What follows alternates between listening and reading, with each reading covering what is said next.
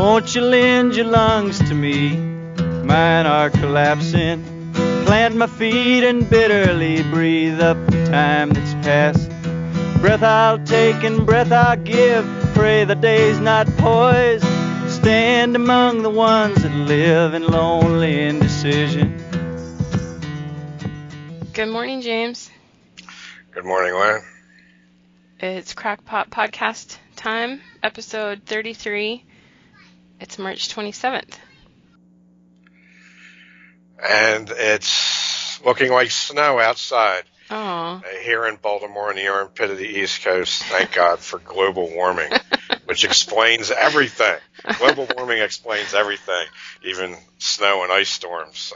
It's absolutely unfalsifiable. That's the beauty of it. But we won't talk about global warming today. I don't think we will. Let's hope not. Unless the cracked pottery gets out of hand. Yeah, you never know how that'll go. Since we started doing these on video, I just think I love seeing you yawn at the beginning. So I really look like I sound? Like I'm half asleep? Yeah. Give me a nice yawn to start out with. Okay, well, I promise it's not the company. That's fine. It's my less than exciting accommodations, perhaps. I don't know. Yeah. Although I do have quite a pencil collection. You have a nice book. I see your bookshelf behind you. Yes, looks good. I have. I even have my large tabletop books are under the bed. I have all those big books are under the bed. Good. And I have two other bookshelves too. I have this bookshelf over here. Oh yeah. With all of my literary guild books and the real nice stuff. And you see down there where the books are under the bed? Yeah. See that? Right up to the edge. Okay. Yeah. Yes. And then all my Old West books are under the nightstand on the other side of the bed. So my landlady says that I have installed a library and am somehow sleeping in it. Yeah, that's perfect. It's a great place to sleep. Any college student will tell you. So, there's another bookshelf here. Look at the other bookshelf. See? Yeah. That's all the Robert E. Howard books. Oh, good. Okay. And the other main projects. I will finish the Worm Ouroboros soon. Yeah, I've been reading that too. I'm caught up with you on that. All right, I'll put out another one tomorrow, and then after I'm done with that, I want to do the Book of the New Sun with you, Gene Wolfe's famous quadrilogy. Or what do you call something that's 4 books? I don't know. Tetralogy, maybe? Yeah, tetralogy. Yeah, that's probably good. And that gets really horrible Amazon reviews. Every woman that's ever read it has hated it. So we're gonna put you to the test. Okay, We're gonna find out when we read this. We're gonna find out if you're a truly, one of a kind woman. Okay, the only one on the planet. If you were a CIA cyborg who was contacting me from the nursery down at Langley. Okay. I think I proved that I'm not though already. I don't know. Well, this could be a studio, this glamorous home that you see. My theory is that they set you up in the nursery there. Can see my refrigerator. That's probably where all those professional killers that you work with keep all their beer and whiskey and everything. I mean, these guys had to be some kind of drinkers. Okay, so yeah, I've got an answer for everything. Okay, like global warming. Okay, the crackpot view of the world is infallible and undefeatable. I can't. And indefatigable. Indefatigable. I can't prove that I'm not. I can't. I guess I can't prove that I'm not a CIA agent. Okay. I don't know how I would. That's all right. Well, if you are a CIA agent and they finally decide to get rid of me, I want you to be the one that does the deed, okay? I've written so many novels about my heroes being killed by, like, these killer genetically engineered sky bait, cyborg bakes and stuff like that. That would be great, so. Okay. Maybe you're writing the future. Well, it's not fiction. Okay, but this kind of gets me going on the future topics that we'll probably cover. You mentioned Ouroboros and the Earth of the New Sun. And then also you had mentioned earlier by email Robert E. Howard characters. I think that's a great idea. Do an episode for each character. Right. And also we should talk about what it's like for you to write full time now and how things are different and how it's going. They're very different. And you were correct. You told me it was going to take me a month or so to get into a groove. And I didn't believe that. I thought that I was like a writing machine that could just write anywhere. And because I would do it when I wasn't at home, when I'm just going here and there. Yeah. But then when I lived someplace different, I didn't realize how much I had wrapped my psyche around that toxic treehouse that I used to live in and how that was such an important foundation for my writing. So now I'm actually using a whole different method of writing.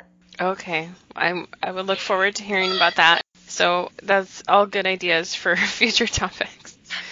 Yeah, the kids are just playing.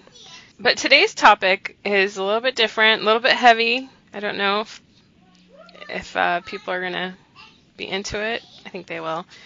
But you frequently talk about or write about materialism and how here we live in the United States, 21st century. It's really the most materialist society and populations ever existed. Is that your assertion? If that's your assertion, I want you to tell people what you mean by materialism.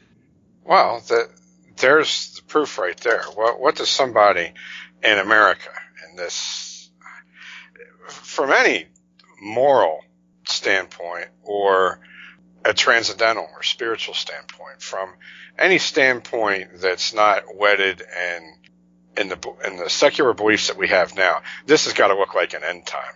If you took anybody from anywhere in the world from a few hundred years ago and you showed them what we had now and just let them watch TV and read one newspaper, whoever they were, even if it was some aborigine from someplace, they would really think that they were looking at a bunch of smoked meat that thought it was alive while it was dangling on its strings in the meat shed. If you ask most people, I had a discussion with this beautiful atheist Russian babe, okay? It was actually came to me for self-defense lessons, okay? And she had a problem with, I think she stopped coming to the school because one of the instructors there said a prayer for another one of the instructors that died. And it was, she brought her son too. She had to pull her son aside and explain to him that how kooky these religious people were and everything. And she kind of tested me to find out how much of a religious nut I was. And she found that I was like farther gone than the really religious people. And the impasse in our conversation came when we couldn't rectify the disparity in what we meant when we said materialism. She said, I'm not a materialistic person. I don't buy a new dress every week. I buy new shoes every month, so maybe I'm materialistic in that way.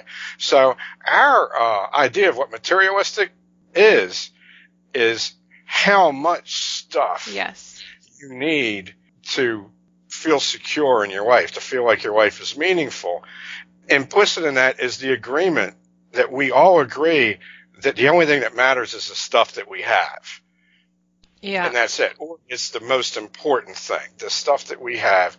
And that's just stuff. Well, we're just now, so that's the modern definition of materialism. But that's not it. Materialism comes from mortality and maternity. And this is one reason why I theorize that women are more easily sucked into the materialistic lifestyle, and that how it's more toxic for men when they get sucked into it, because the material comes down to everything but the life of our mind and our spirit. That's it. So we live in a totally materialistic society because most of us believe that there is nothing but our bodies, and our brains, our minds are just expressions of these organs that inhabit our bodies, and that's it. There's nothing before us. There's nothing after us. There's nothing beyond us. We can figure everything out. We can know everything. We're God. Okay, we're God is me, and that's what I mean by materialism. The mind isn't the most important thing. The Iroquois and other Eastern woodland Indians And hi to the dude in Sweden who can't get over my admiration for Trump and for American Indians, okay, which I guess in anybody else in the world don't go together. But that's Jacob. Hi, Jacob. Okay, there's something, Jacob, that we could maybe learn from the American Indians, something that really always horrified me. And there was one group of about 100 Iroquois raiders that ended up getting caught by about 1,000 of these Algonquin enemies. And they were done. Their powder was wet. They couldn't get away. They were surrounded. And the chief, not all the men fought, and not all of them tried to get away. The chief and some others decided that they were going to win in a different way because they knew that they were going to be tortured for days. They would have stuff done to him. They'd be tied to this post. And the rulers of the material world, the most materialistic people in the tribe, the women would be in charge of the torture of these guys. They would do everything to them that you could imagine, and a lot of things that modern people could not imagine. And a lot of people that admired these Native Americans drew the line right here because this was just disgusting. It was sport torture from the perspective of the people who were torturing you, but it also had meaning from the perspective of the person that was being tortured. That Iroquois chief went to the post willingly because he was determined that he was going to be the one that prevailed in this contest, that they were not going to be able to break his spirit. The idea is while you're getting your genitals sliced into ribbons and you're having pine sap shoved in under your skin and lit on fire and all this other stuff that's happening to you, that you're going to be making fun of the people that are doing this to you. And you're going, oh, that's all you could do? Well, why don't you try this? Because that's how my people would torture you if we caught you. And you would break on the stake. You wouldn't be brave like me. And in other words, you're saying that you're still going to exist when your body's dead. That's what this is an expression. There are similar stories of Catholic saints as well. Yes. Yeah, that were persecuted and tortured and said, what was the guy that said, I'm done on this side, turn me over, that they were roasting alive? I think it might have been St. Bartholomew. Who it was, I remember the account. There were martyrs in New France where the Jesuits, the Iroquois were very anti-Christian. There are some Iroquois Christians, have been for a couple hundred years. But for the most part, they were very anti-Christian. And they would do things like baptize these guys in boiling water. They would actually make fun of Catholicism and the saints by treating these guys in ways that they would crucify them, for instance. And other Jesuits would write back to the main place in France. It wasn't in Paris. It was somewhere else. But it's Jesuit revelations, accounts of all these martyrdoms at the hands of these Native Americans who were not outdone by the Romans in any way when it came to doing people in creatively. To them, that was really a transcendental tradition. It's really bizarre. It really makes me want to puke when I have a good imagination when I start imagining what this would be like from either end of it.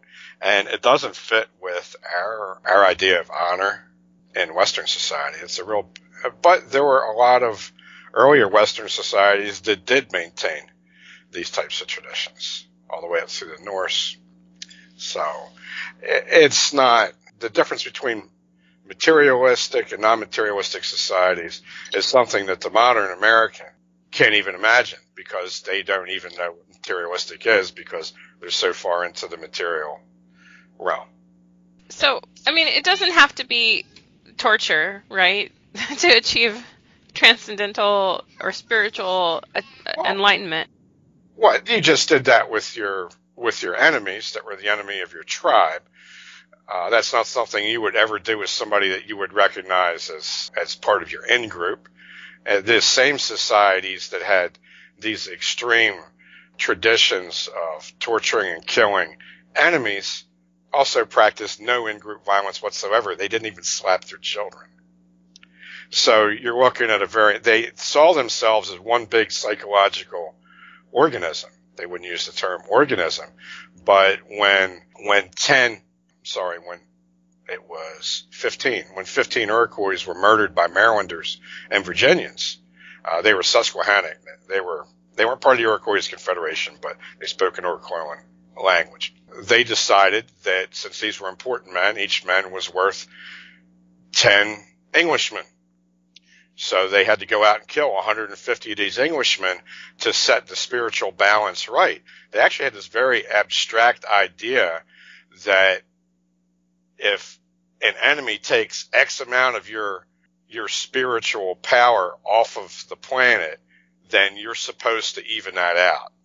This is at the base of most honor systems, really, this idea of the vendetta. And it doesn't come from you killed this body. What it comes from is you took this spirit away from us. We don't have him with us anymore. And he's worth 10 of your people, so 10 of your people have to go because your people are really all dead and they don't have any spirit. But if they had an enemy that they admired, like Soto, Hernando de Soto was so admired by the people that he persecuted by the tens of thousands and slaughtered, that just killing him was worth it. They'd give up the whole war just because that guy died at their hands, because they felt like he had more spiritual power than their whole tribe. So there was this idea of, and this would be done in consultation with shamanic figures who would sometimes be tribally neutral to arrive at what the spiritual value of somebody that was slain was. I wanted to ask you about Evola, which you've been writing about. You've been reading one of his books and reviewing it.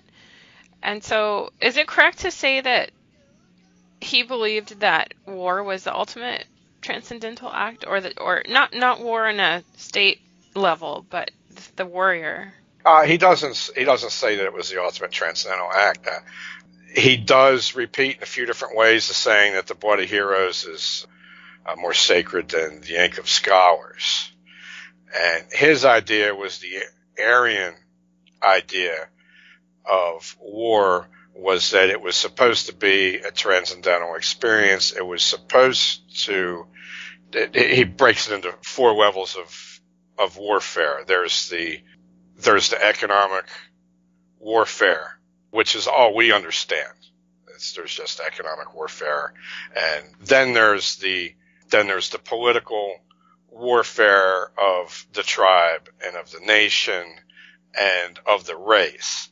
Then there's the warfare in which he invokes the jihad often for this, or the crusades. Then there's the warfare where you try to overcome your inner weaknesses, where the real war is inside of the warrior. And then there's and it has to come from that vector. You have to be at that level where you're essentially like a warrior monk, that you're doing this for a purpose that's higher than any of your own hates or desires or impulses, and you're also successfully battling all the different mortal fears that you have, and that at that point your action will pierce whatever barrier is between us and the other side of life. And he has a really archaic view of how the Romans conducted their warfare as a mirror image of some type of heavenly battle that was going on, external but linked to life on earth, and that the linkage would occur where men transcended their mortal concerns and committed great deeds, ideally resulting in their own death as well, and that there would be a temporary connection between the here and the hereafter, which is the way the Christians would say it. And this brings us back pretty close to what the Iroquois and Algonquin idea of warfare was, where you're trying to maintain a balance of the spiritual presence. And they weren't necessarily, it might be a lesson for modern people, or where we've lived according to this doctrine that to the extent that a race or an ethnicity is considered something desirable to perpetuate, I know that in itself is considered archaic right now, but to the extent that it's considered desirable, numbers are supposed to be a big thing, where more primitive people didn't put so much store in the physical numbers, but in the actual spiritual power. So early on, Europeans that explored North America would be regarded as having a spiritual presence that was greater than that of the natives because they had all these magical ways. And then later on, once the slave economy was fully implemented and the natives could see that they originally met the best people and now they were meeting all the people that were just slaves, then they saw it the other way, that European people were a lot less spiritually. So you could coexist one of you with 100 of them because it took 100 of them to amount to the same type of spirit that you had. The Romans really had this ideal. They ruled the world with about 150,000 men, and any nation in Europe and North Africa right now has probably 5 times as many men under arms as the entire Roman Empire did that covered that entire area. Yeah, they actually had something that was the size of an army that could be lost in a day on the Russian front, commanding this whole empire. And it's not that it wasn't populous compared to those men. It was extremely populous compared to those relatively few legionnaires. This was a time at the height of the Roman Empire before you had any major plagues since the Athenian plague. And I think 430 BC, you had been 500 years without a major plague wiping people out, and you had a lot of agriculture going on. So you had some massive societies, and you just had a handful of men. Really, when there were uprisings, entire Roman armies would get wiped out, but they would always win in the end. They just felt like they had a superior combat morality. And it wasn't just the morale of their troops.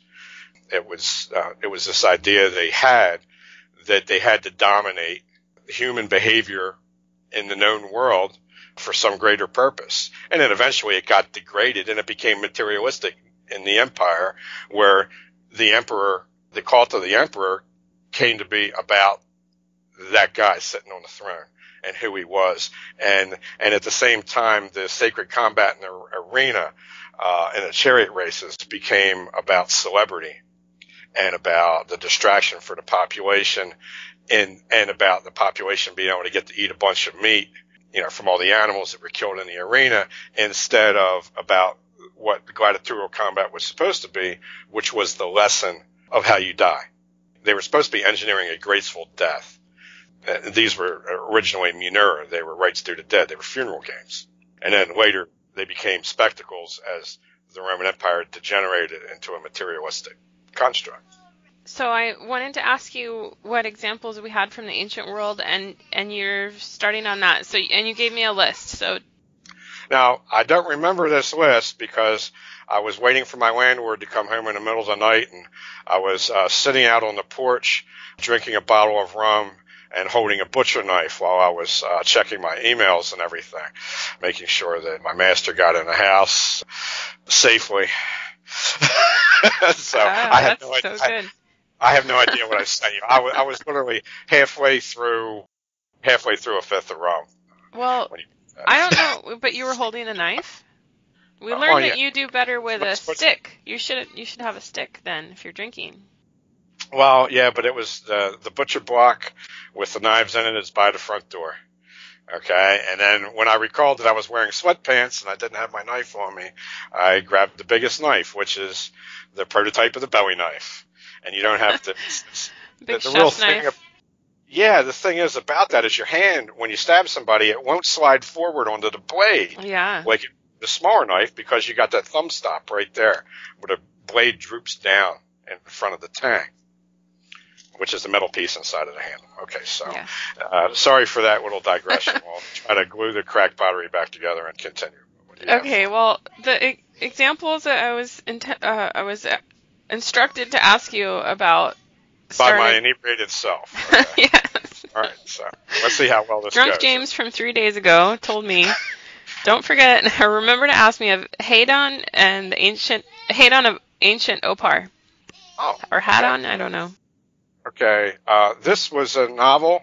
It was a science fantasy novel, which is a genre that's not even recognized anymore, written by Philip Jose Farmer, who was best known for his Riverworld novels, and he did a number of of books based on Edgar Rice Burroughs and other vintage sci-fi authors. Opar is a mythical prehistoric kingdom that Edgar Rice Burroughs supposed was behind probably his best Tarzan novel, which was number 5, Tarzan and the Jewels of Opar.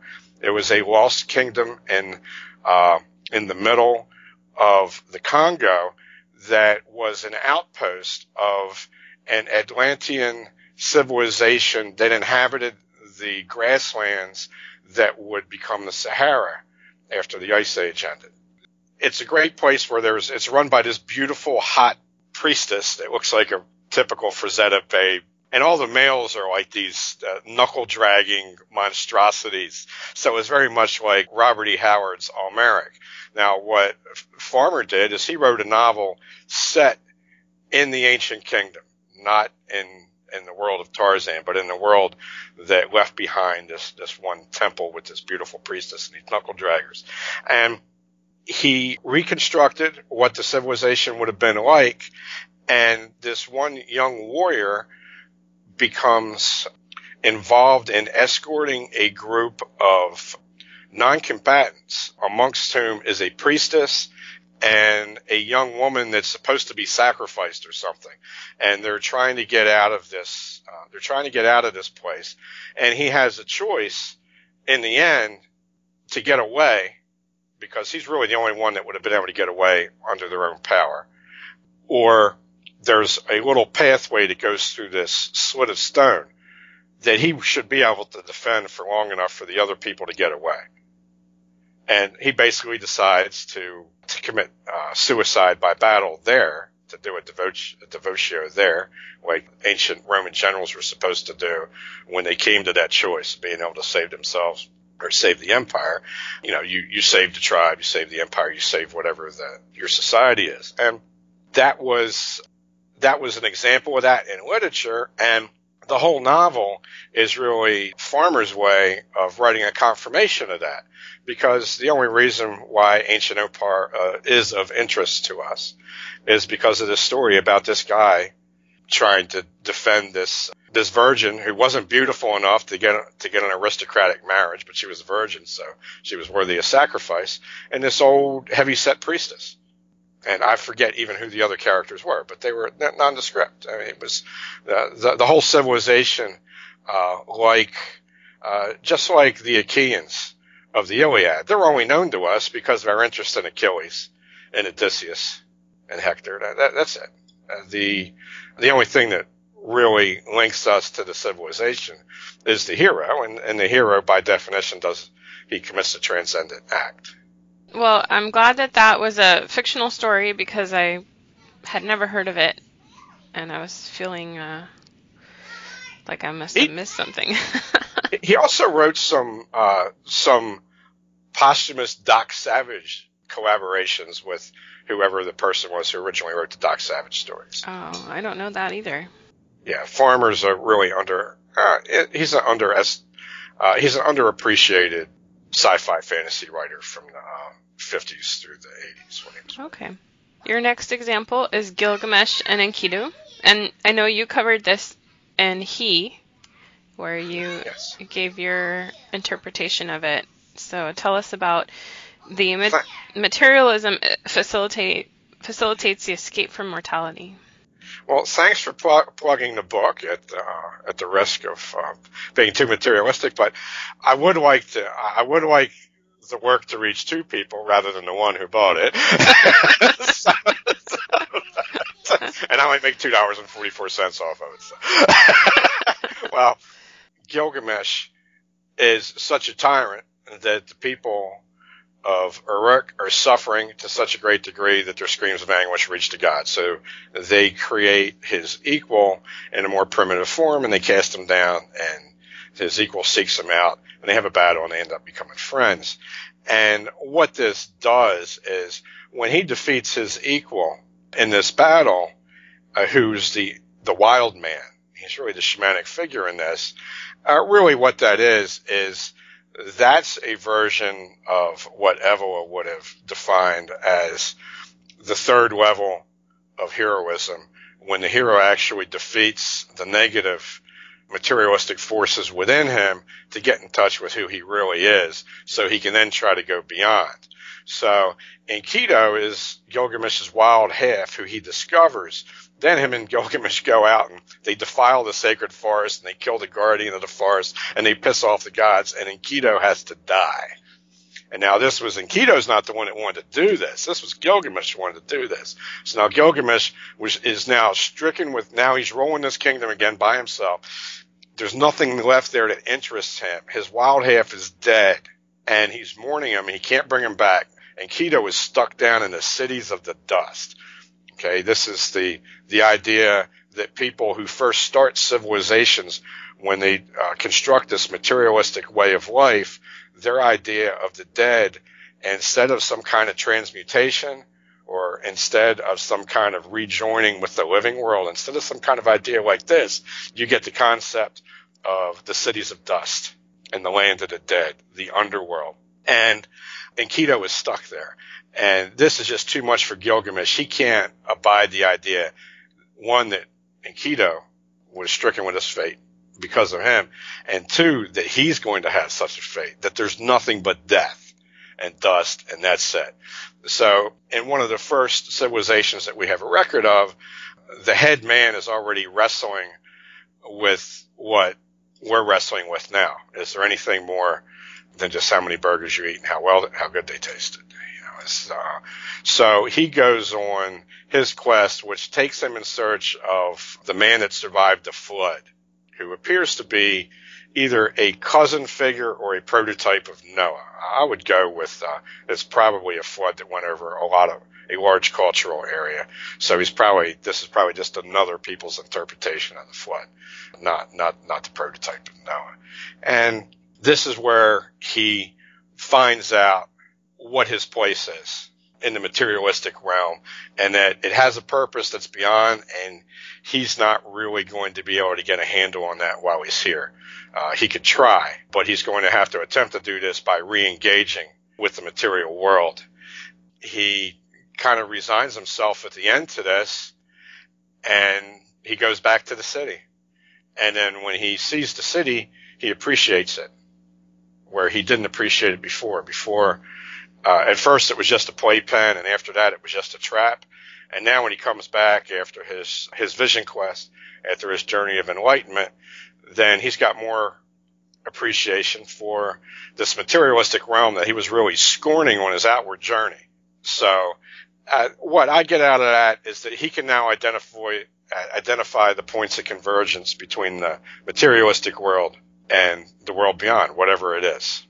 So he's trying to identify the points, and that takes you back to the first line in the whole poem, which is about him placing the box with the secrets of life in it underneath the keystone of the city. So he's learning something about human origins in his vision quest. I'm not sure if I want to ask you about your next example, or if I want to jump back to the present, because I feel that this is something that it's a quest that's renewed in every generation, every life. If he has this secret and he hides it somewhere, but you can't find that secret, right? You have to discover it. In traditional societies, everybody is supposed to undergo this, and it's regarded generally as happening naturally to women. My answer to war for the woman is childbirth. If you guys have to go and kill someone, we give birth. The vision quest that you'll see primitive youth being directed to undertake at the same age that their female counterpart is really being instructed by nature when she's starting to menstruate, and she temporarily becomes taboo, and there's different maternal calls for how she's instructed about this, of which I have no interest whatsoever. At the same time, the boy will be taken and made to bleed. Usually he's made to bleed in some way to make this as an important a thing for him as it is for the woman, because what you're trying to do here is engineer more of a psychological change. There should be the psychological change in the man that's going to make the difference between the man and the boy as extreme as the difference between the girl and the woman. And he'll then go on some kind of quest. And most situations, it has to do either with deprivation or pain. It depends on what's in the natural environment. If you have some kind of nasty biting ants in the jungle you live in, then you could make the kid wear gloves when he gets bit by all these ants, and he's got to withstand this. And this makes, the more he withstands this, the more attractive he is to the women, and the young women doctor him up and everything like that. That's one way of doing it.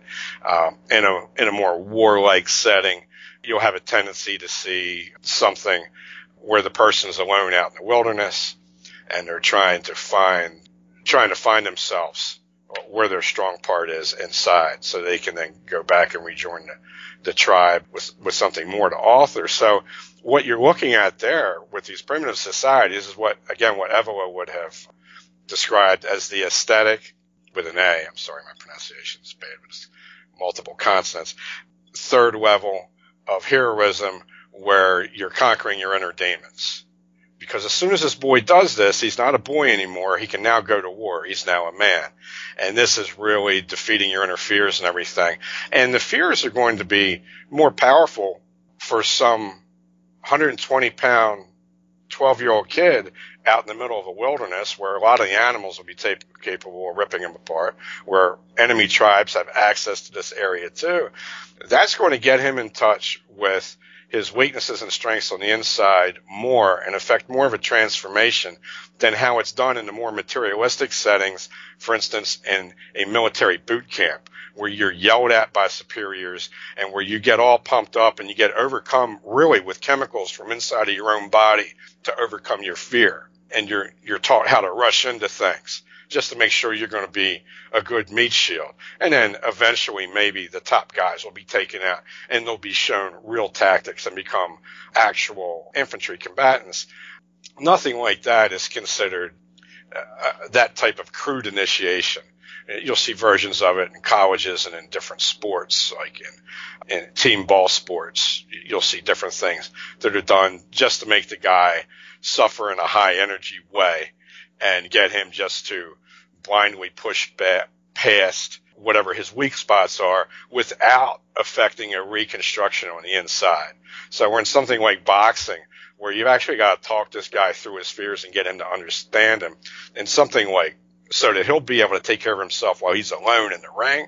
And something like football, you're just trying to push him through it, so that he knows when he can shut down and just push through for the better of the team. One difference I hear in what you're describing is a individual experience versus a team experience. Right. And the team experience is necessary for any type of effective projection of military force by any level of society. You have to have the team there. And it's not something you have to construct in a tribal society, because every aspect of it is teamwork. So the important thing to them is that this person goes off alone on his quest, so that he can make himself a better unit, a better piece to fit in to the team part. The next example you listed was Achilles and Agamemnon. Deed over material. Oh, and you can find this is actually done pretty good in that movie Troy. The scene where Brad Pitt and whoever the overweight British actor is that plays Agamemnon, where Brad Pitt just calls him a sack of wine. And Agamemnon says that when Achilles is dust, then people will still know who Agamemnon is, because his name will be carved on all the stones, because he owns the stones and he builds the castles and he conquers the nations, and Achilles is just a tool. That's the materialistic. I mean, this is a classic materialistic argument right there. And that's really what Caroline Alexander wrote a great book called The War to Kill Achilles that looks into this a lot. But what really happens is the only reason why we know who the hell Agamemnon was because he was in Achilles' death song. That was it. He's in the story. He's a supporting character in the story of this guy's death. And that's the only reason why we know who the hell Agamemnon was. And his version of materialism is even not quite formed, because he wants to be remembered in stones and in monuments, right. But we don't even have that now. I mean, you want to just enjoy your granite countertops and then disappear. Right. You're not even carving your name into your luxury goods. What Agamemnon right there and Achilles, this is almost like a conversation between Gilgamesh and Enkidu if they were enemies, where you're seeing two different ideas of how you go about things.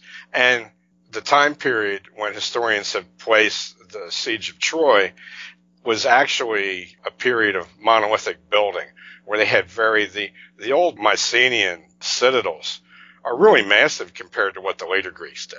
The later Greeks might put a wall up around, but as far as how the palace structures and everything were done, they were really massive, especially considering that they were done at a lower technology level earlier, just at the beginning of the Iron Age, when they were still fighting largely with bronze weapons. You can see some of the Mycenaean ruins. You can see their photos online. The most famous one, I think, is the Lion Gateway, where there's a lion keystone at the top of the arch. And it's just this massive pile of stone that's been formed into an archway. And that sense by Agamemnon that building, raising your own monuments based on your control of other tribes as a way to be remembered down through the ages and gain immortality, that stayed with the Greeks all the way to 514 AD. About a dozen athletes who could have been killed for blasphemy, because this was in Christian Greece, they conducted the last Olympiad, and they signed this plaque, and they hid it. They knew they had to hide it from the people that were in charge then, but they didn't hide it for posterity because we have it now. So that carried all the way down through the ancient world into the Dark Ages. That idea basically went from Dark Age to Dark Age, this idea that if you can at least carve your name in stone, which takes some doing because it means you've got to have control of resources, then you're not totally dead. So that's and I guess in a way it's a materialistic reflection. You know, it's so funny because you often connect kind of modern day Dindus or gangsters to the ancient heroic, and they're the guys out there on the highway overpasses. I don't know if they still do this where you are, but we have them. Actually, they just start the area that I just moved into. They just started doing it. I can't read graffiti at all. My artistic sense is so retarded, I can't make out these letters. I think DI is what this gang set that's around here that's, I guess, been given the franchise from the Federal Housing Authority to demystify this nice suburban area and turn it into a war zone that will one day become a gentrification zone. It's like the Royal Charter. Yes.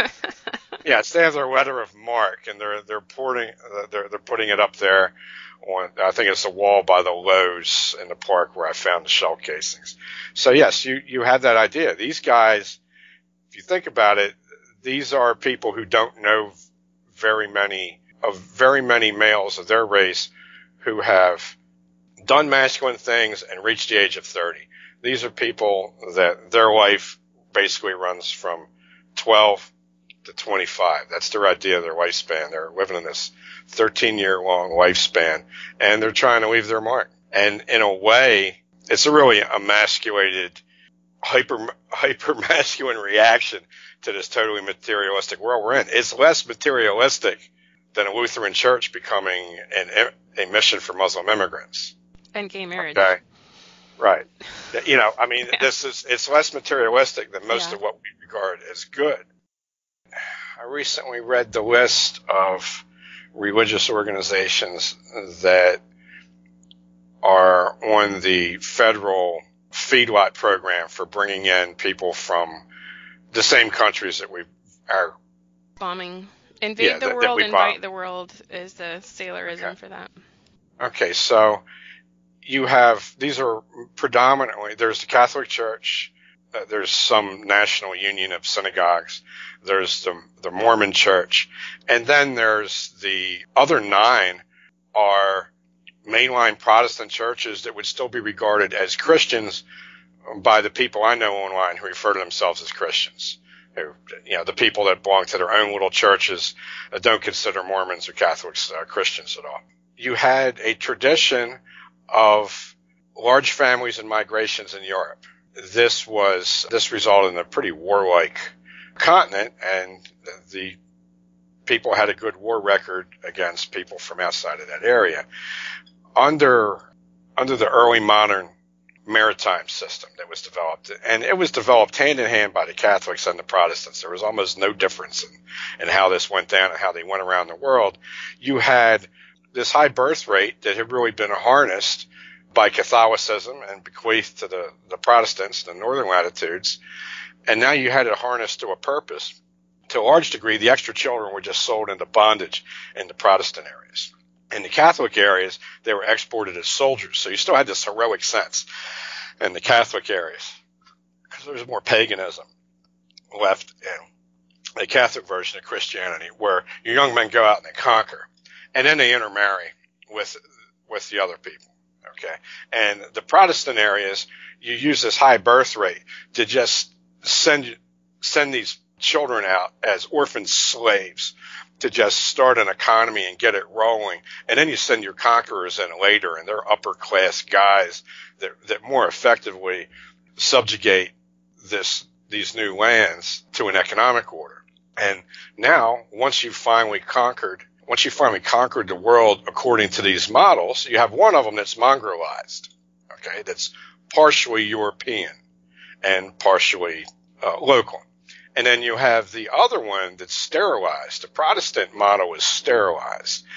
And once you stop the push for expansion, for demographic expansion, it appears under any Protestant Christian model, then it almost immediately becomes reduced to this ethical system that is very prone to guilting. It's the people within it are very easily made to be guilty, and you get what you have. The only thing now you have mainline Protestant churches are now basically in the business of for-profit worship of human beings as little gods. Yes, yep. That need to be planted like these sacred fonts of life, and it doesn't matter what religion, what race, it doesn't even matter if they're going to kill you. It's like there's a suicide switch in Protestant Christianity that just goes. Now, the Catholic Church has been taken over by communists, okay? So it didn't have that same suicide switch in it. The problem it had was it was so universalistic, and that's what Catholic means. It means universal. That's all it means. It was so universalistic that you had all this intermarriage that went on wherever they went. Okay, so it lost its crusading impetus, where the Protestants didn't. But what happened with the Protestants is the crusading impetus almost immediately. You can see this happen one by one in every colony, every plantation in America, where it switches from Christian to white. It switches from the vengeful hand of God smiting Satan to imposition of a new economic order. And eradication of injustice or poverty, or it's more important to minister to the poor than it is to save their souls, right? Well, yes, and the programs that were implemented to destroy native cultures were all done with the stated purpose of getting rid of cruelty.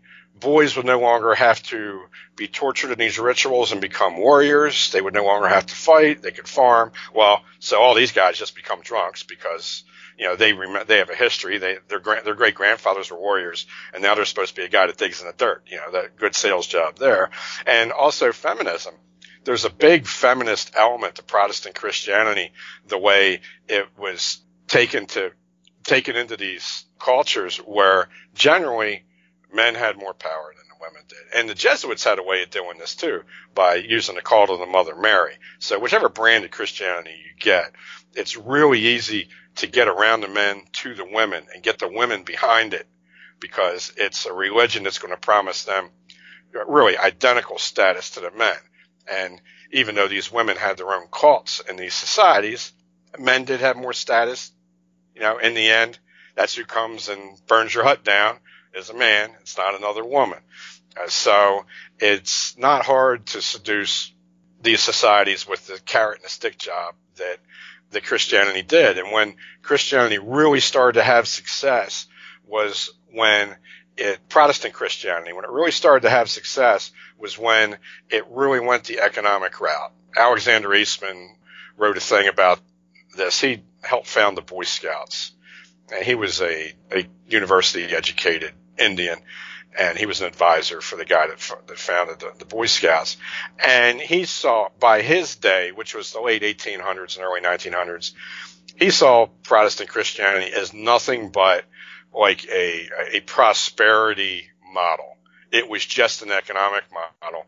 And when I listened to the group called the Normies, maybe you can link to their podcast because I know they do some good stuff. They're the paranormies.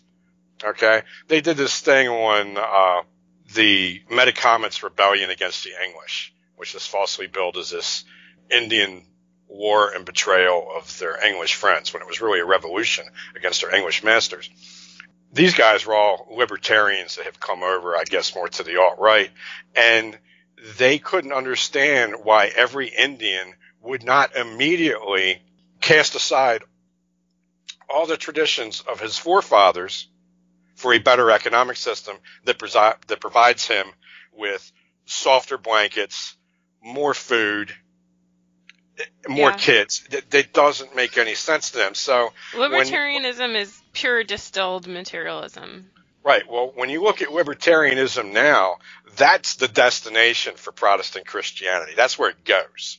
It goes right there to libertarianism. If you follow the logical steps, then that's where you come to. Yeah, you get to things like universal salvation, and that's just another way of saying that it doesn't matter what happens next, and so you better maximize economic utility today.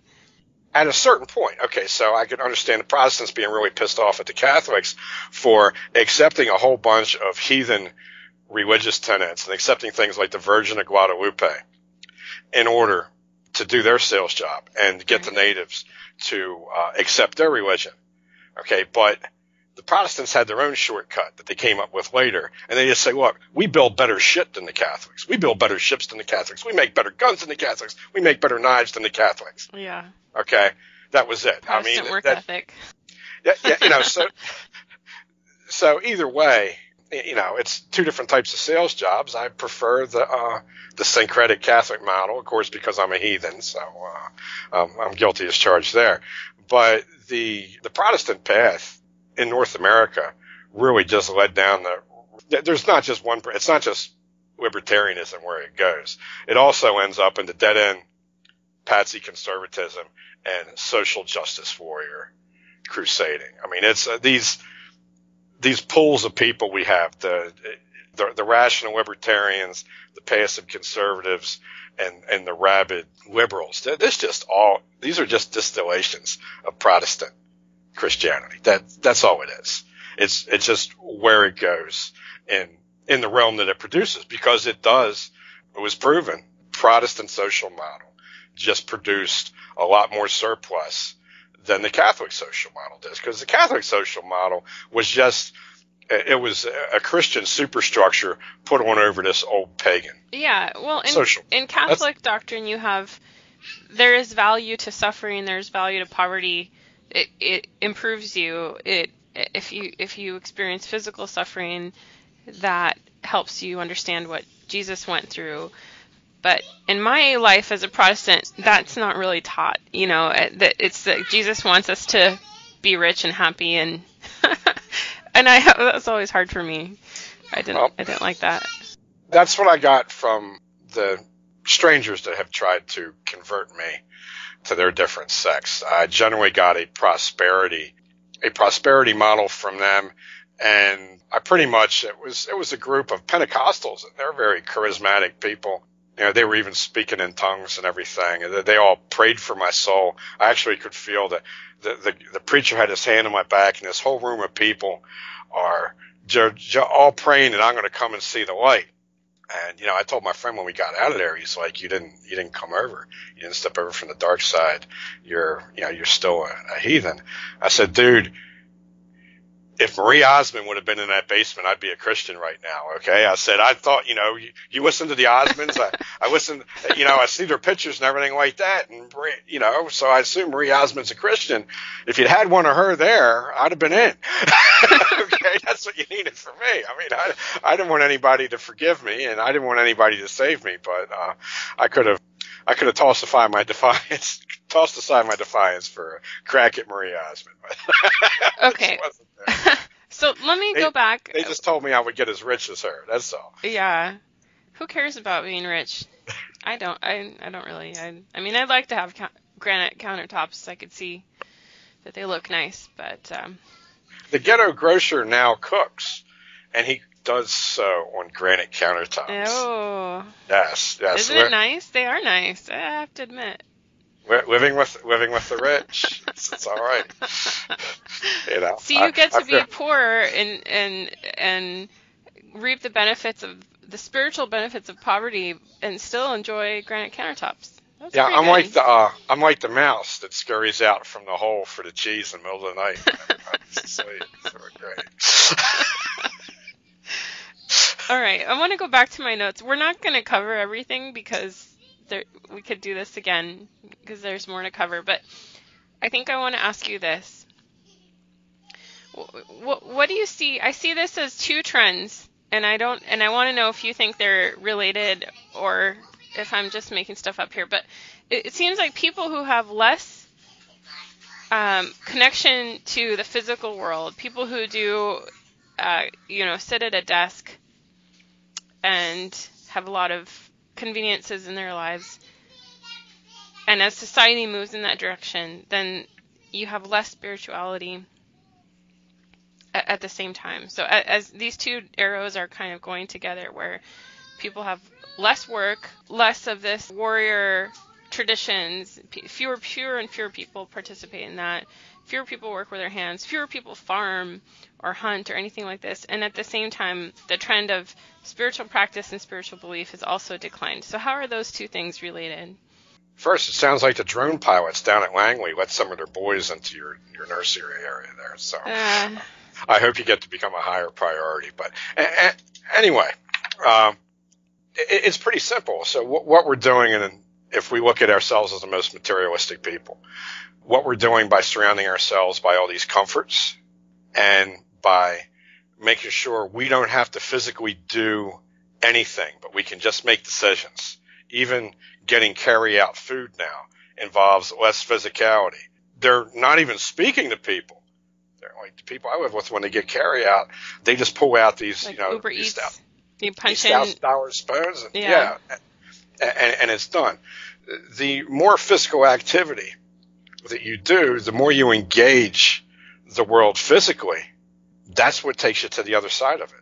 Maybe the atheists are right. Maybe I'm just a kook and I just got addicted to endorphins or something.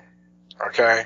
I don't know. But that's, for me, as far as going to church, to me, going to church is going to the gym and getting in touch with being human. Or it's taking a long walk and feeling the ground under my feet. Again, that takes us, and from what I've been reading, I've annotated 4 more of his chapters. I have to review 2 of them today. I'm just about done that book. His main point with the difference in the Indo-European Aryan way of looking at war was that it goes beyond war, that there's not supposed to be a separation from the intellectual and the physical are not supposed to be separated. The monk isn't supposed to be monkeying it out, making ale behind closed doors, with the knight nothing but a robber baron that's just out there butchering people for money. It's supposed to be one and the same guy. That sense of self-discipline and self-dedication shown by the monk in Christian Europe or in Catholic Europe is not supposed to be separate from the warrior on his horse. It's supposed to be in the same person. And that was the hope of the Crusades, that it was going to get warriors away from just fighting over stuff and reuniting the aesthetic, self-discipline sense of life with the field of action. So the idea is that by the more that you uncouple action from self-discipline and from internal mental disciplines. The more you do that, then the more you're going to unhinge people from the greater life, from the cosmos, from the universal, whatever you want to call it, from God, if you're a Christian. If the only action is done by people that are specifically programmed in a dispassionate fashion, then eventually the action is just going to be done by robots. The killing's not even going to be something that human warriors are going to be allowed to do at a certain point, and it's going to be farmed out to the machines more and more. We have a high tolerance for murdering civilians from the United States, sending robot planes out to murder civilians in other countries. We have a high tolerance for that now because there's no real people involved. The decision's being made by a person, and it's being done in this automated fashion. There's no risk. There's no involvement. The person doing it doesn't get to smell what that person smells like when they die. I've met men, I've talked to men who have actually been transformed by their experience killing people. And you know what? They don't want to kill people anymore because of what a shitty thing it was. And the more you take our material structures and you put them between us and the effects of the decisions that we make, the more you'll dehumanize us.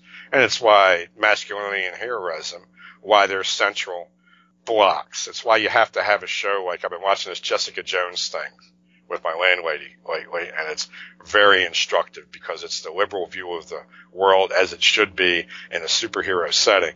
And the purpose of this whole thing is just to destroy any idea that there can be a hero. There can only be monsters, and the monsters can do work for the good or they can work for the bad. But the idea is actually destroying the idea of a hero, and at the same time totally discounting any notion of masculinity in a good sense.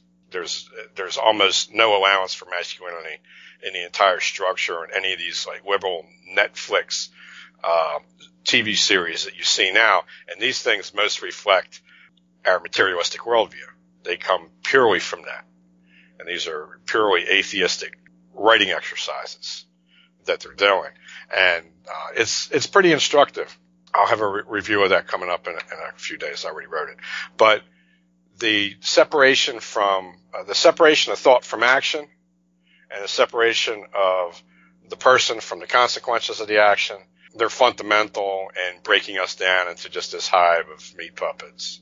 Yeah, to me it seems ironic because so many people exist almost in a completely virtual sense. They have nothing to do with the material world in their day-to-day activities and work, but yet that seems to have a role in destroying the spiritual. To me, it's like you need to be in the material world and master the material world in some way in order to have a spiritual dimension. Yeah, it's the springboard. We're in a material body. We're part of the material world. The less we exercise ourselves, the less connection our mind's going to have with the material world that sustains our bodies. The less we're going to understand it, the more easily we're going to be manipulated. I don't even think there's going to be a need for these FEMA camps that everybody's worried about and all that. I think you're just living in a big one. It's just this. Yeah. And you're not already there. Yeah, and you're not going to have to stuck people in these giant tiers of incubators like they had in the Matrix. Honeycomb, yeah. Right, because we just, we'll make our own. And we'll still believe your shit. So it's fundamental. I just got done writing an article that's really a paper for a guy who trains security personnel. And the guidelines he's been given for doing this are actually preventative of his task. It's a reflection of the absolute delusion that we're supposed to operate under, and you'll see these delusions will come into play first in corporate environments, because that's the real model we're living in now. That we're, as far as politics go, the extent that we're a political people, it's just a show that's put on by the corporate things, that the corporate system that really runs us. Just like the Roman mob, when they went to the Colosseum to watch the gladiators, well, they didn't do that anymore. They're watching the past, and they're being asked to identify with the past because the future was so much worse than the past that they were being asked to identify with. So as shitty as politics are, we're being asked to identify with politics to keep our minds off of the fact that we're really being run by corporate institutions. I think I see where you're going with that too. It's a separation again of the individual towards the collective, and I'm not talking about, communism or this or that. I'm talking about how you can set up some kind of system for decision making and remove a person's authority and a person's judgment from it. And that's what corporatism means, that there's not a human there. There's just a system of decision flow charts, I got an email from a fellow this week. I think it's BC was his initials, and I might have posted it as an article. I don't know, because I'm not posting stuff the same day I write it anymore. You did. You post, yeah. Okay, and it's about where the extinguishing. I know Bart picked it out for his Facebook graphic thing. Bart's just been selecting specific masculine articles and picking out a graphic with them instead of reposting everything on a Facebook page, and that's been working out good. The question was, will this lack of having anything physical do to sustain ourselves, for instance, the fact that you're not even going to have truck drivers in 50 years, maybe not even 20 years. You're not going to have bus drivers in 10 years and cab drivers probably in 15 years. Eventually, since the last bastion of masculine people, for instance, Big Ron, Ishmael, people like this that do things with their hands and actually get a view on things. Tony Cox, okay? He's a driver. That's what he does. People that are still doing things with their hands seem to have a better view of what's going on than people that don't. Than people are just thinking. So it's kind of weird to think that the people that aren't thinking for a living, but the people that are acting for a living are getting a more accurate read on what's going on, but their thoughts aren't being co-opted because you're thinking when you're acting. When you're driving a truck, you're thinking or you're dead. Okay, so when you're doing something, when you're acting, you're actually thinking without being involved in some greater system. Even when you're fighting, even though if the boxer is fighting according to these boxing rules, he's within that framework. He's got a closed loop between thought and action, and he's getting a lot of exercise thinking, where the person that's just thinking for a living, okay, the whole time that they're involved in this, unless they're a kooky writer that's living in some little room somewhere, right, and not consuming all the news and all that, unless there's some kind of freak like that, then, for instance, the guy that I rent from, involved in working for some big company and making important decisions and have all these meetings, he's never got a time when his thought process is not being co-opted by this ongoing corporate thought process and by all this policing and everything like that. So he'll never end up with the perspective that somebody that was driving a truck would have, where he's actually doing his own insulated thinking that's connected directly with action. I know from experience that it's really, I used to have a job, I think, somewhat similar to your landlord's, and it's sort of like if you make any indication that you think about stuff that's not related to your job, you are questioned. Like, well, do you have that much free time that you can read these strange books and learn things that don't pertain to your job? You're allowed to watch some TV shows, and you can have some physical hobby, like you can run road races, but you shouldn't really read any kind of interesting books. Oh, there was an understanding when I managed a supermarket. I had an understanding with the owners that I would not write. When I mentally quit that job was 6 months before I quit it, and that's when I started writing Of the Sunset World. That was actually my personal rebellion, was beginning to write a novel, because it was against my employment agreement, which was informal. We didn't write it down or anything like that, but we knew that my mind would be totally dedicated to running that supermarket. There wasn't going to be any empty space, and I would never be out of reach of my phone, and my phone would always be on. The one thing you mentioned earlier, you said collective, and I think you meant tribal or tribe or group, not collective in the largest sense that we tend to think of collectivism and everything. And you were speaking of the individual. And in my view, what keeps, and this is the reason why heroes used to be valued and why they're now undergoing this process of sterilization and eradication in the media. The reason why individual actors and individual people are valuable to a collection of people, a tribe, a family, whatever you have, a co-op, whatever you have going on, your own little community, is because they can actually get a perspective that people who are just in the group won't have. You're not going to have a successful group if everybody in that group is mentally in the group all the time. You have to have people who are intermediaries with other groups. You have to have people who are scouts. You have to have people who are advisors. You have to have, for instance, some of the writing I do is letting people know what the first signs are that your neighborhood's going to become a criminal area. Yeah, so it's a job I do as a scout for a group of readers that otherwise might not know these things because they're living in places that are non-criminal. I call you the crime surfer. That's my new word for you. Okay, so yeah, I think the first stage to erasing a group of people, whether it's a church or a town or a family, is going to be to erase individual action, because that's really the ticket.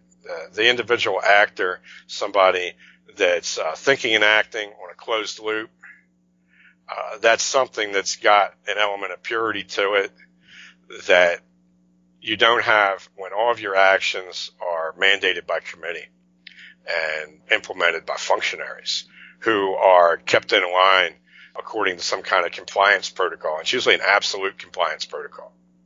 You know, I don't want to bring Trump up every time, but because Jacob asked why you admire Trump, recently there was a headline that Russia had an election, and of course Putin won in a very large majority, and then Trump congratulated him, and then the story was that all his staff, his security staff, personnel, whatever, had advised him not to congratulate Putin, and he went ahead and congratulated him. So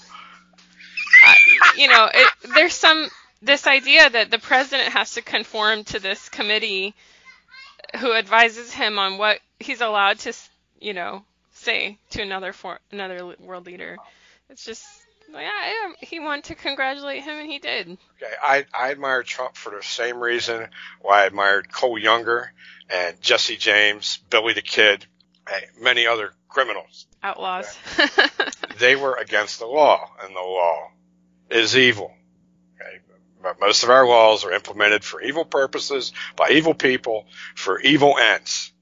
Okay, so that's why I always cheered on the criminals. Now, outlaw president. Well, the new law. See, now we have something that's replacing the law. It's another 3-letter word. No, I'm sorry, it's a 4-letter word. Sorry, I don't always count S's when I'm counting letter counts. But anyhow, a friend of mine, Chuck Getz, who's a guy that I founded Modern Agnostics with, who was by his own admission a knucklehead. He's a guy that liked to fight. And he blurted something one time. It was somebody said something that was politically incorrect, and he smiled and he said, "You can't say that. It's against the news." Oh, and I like that. I really think that being against the law is now it's being against the news is eventually it's going to be your functional law, because we're being trained to self-punish ourselves and to punish each other. I just read a good thing by E. Michael Jones that Sam sent me from the hills of Chile, I think above a casino resort, above the river where Pachute Inca finally got stopped by the tribesmen down there. E. Michael Jones did this thing on how we're really political correctness is the practice of this ancient Hebrew tradition of secondhand. If you say it comes through, true kind of a thing. It's secondhand punishment. We don't. In other words, the media is not there to punish Trump because he's beyond the pale. He's pure, unadulterated evil. Another reason why I like the guy. The main reason I like the guy is because he's an asshole. Okay, and he's probably got his hands on a lot of women I'd like to get my hands on, but I didn't have the pockets deep enough to do it. So every female that gets paid to say that she slept with Trump, his estimation just goes up in my mind by leaps and bounds. So the thing about Trump is and how political correctness works is they're not punishing Trump for saying give the teachers guns. They're punishing his supporters. If you believe in Trump, they're punishing his wife as well with all this. It's the women thing. It's the idea of the unclean person. Once that person is declared unclean, and this is how an ancient insular group like the Israelites would have kept their social norms in line while they were living as a semi-nomadic people and sometimes being enslaved by the Egyptians, sometimes by the Assyrians, and still being able to keep group continuity and keep their culture pure, would be to have this system of tabooing people, where once you declare this one person unclean, anybody that associates with them is unclean. And this is a way you can get a group of people to non-violently police themselves and maintain social norms. Now, what Jones points out is that what the media, academia, and corporate entities are doing together is they're implementing this unclean designation, and that's really what political correctness is. It's making you somebody that won't be associated with and maybe not be hired just because you said that Trump was a cool guy, because you know that Trump is by definition everything that's evil. Yeah. I was rooting for Sauron in The Lord of the Rings. I mean, every work that got cut down, another little piece of my soul got nicked away. You know, I mean, to me, the orcs were the good guys in The Lord of the Rings. So I'm totally behind Trump. He's the John Dillinger of the sissy century. Well, I think we're going to have to end it there. We covered some of the things that I outlined, and we didn't cover others. So I think we can come back to this topic. It's a very good one, and I think important to your work. So I want to say before we go that people should go to Amazon, type in James LaFond, LaFond, and buy books. People should go to Patreon and subscribe or support James's work there. You should go to his website and buy PDF books. Those are really affordable, and some really classic titles are there. Well, I think does that cover it? Oh. Or just go to PayPal and donate money. Hey, do that too. That sounds great. I mean, I'm just flattered to get this kind of help from somebody. Well, I'm really thrilled by all the attention. And it's probably because I just got out of Baltimore City, and now people feel like they can associate with me because I'm no longer in Baltimore City. Maybe that's what it is. I don't think so. A lot of this stuff was cooking before you left. The Harm City Hood Rats are only batting 54 right now. But well, you predicted that. You predicted that we hit the peak, and that the crime is kind of emptying out into the county. I'm still thinking we're going to get 100 kills in the summer. And the weather has some. It depends on the global warming, right? Yeah, more global warming and more snow in the spring will probably further cut down on hood rat killings. And okay. You know, so that's what's going on here, and the age of the murdered is still rising. Oh, the victim's age? Oh yeah. They're getting older. So I got out of town just in time. They just killed a 60-year-old dude in my old neighborhood. Oh, no. All right, episode 33. There you go, guys. Enjoy. Thanks a lot. We'll meet again under the sun. Every 12 minutes and another one's gone.